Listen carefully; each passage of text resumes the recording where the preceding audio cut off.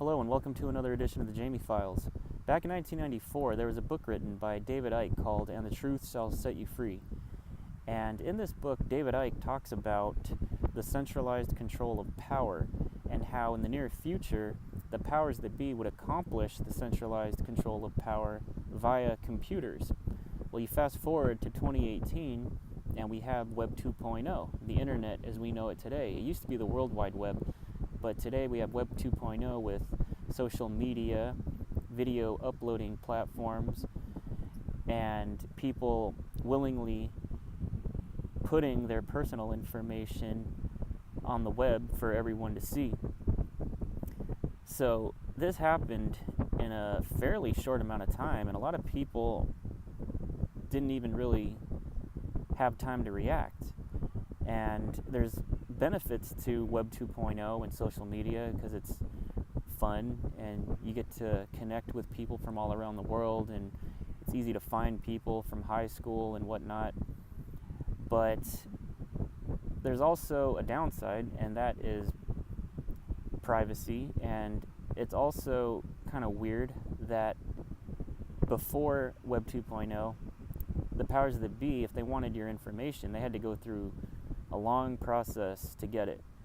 But nowadays, they don't have to do anything because people willingly put it out there for them.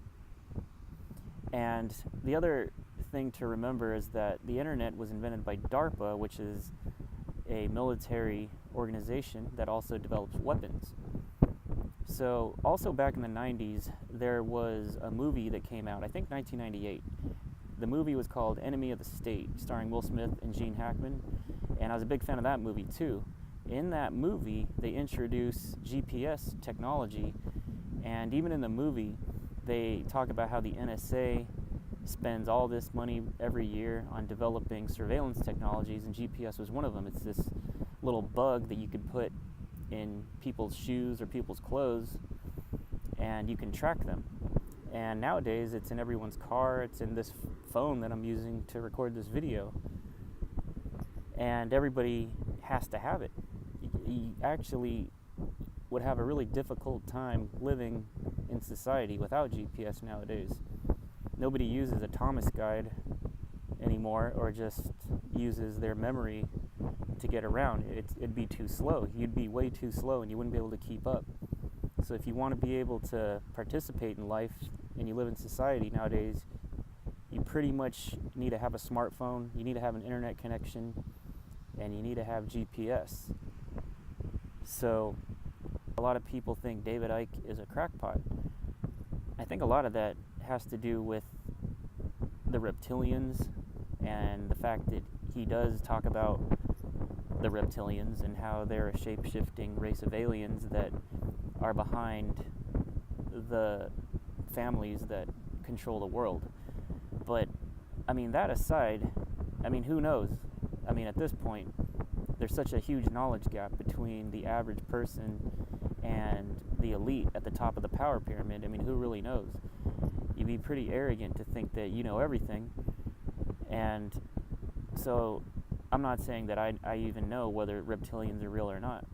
I mean, it's a weird idea, but I do give David Icke credit for predicting, or maybe just knowing, that the way in which the centralized control of power would be accomplished. And he said that it would be accomplished via computers, which it is.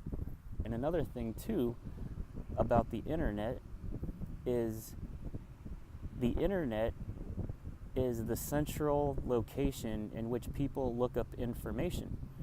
So if you need to find out something, most people won't go to a library to look it up. They look it up on the internet.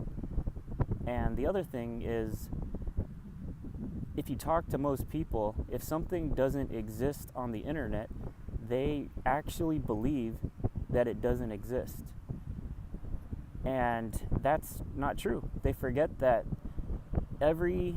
all the information that was around before the internet, for it to get on the internet, someone, a human, had to upload it to the internet. So if someone didn't upload something to the internet, it's not going to be on there. And there is a lot of there's a lot of errors in human behavior, and there's a lot of information that is not on the internet, but it exists. So not only is the internet a form of centralized control of power, but it's also a centralized place for information. And it's something to think about. I'm not saying to be paranoid or anything like that, but I recommend that you check out his book that he wrote in 1994, and it's called "And the Truth Shall Set You Free." And also check out the movie Enemy of the State, starring Will Smith and Gene Hackman. It's an entertaining movie besides being a prophetic movie.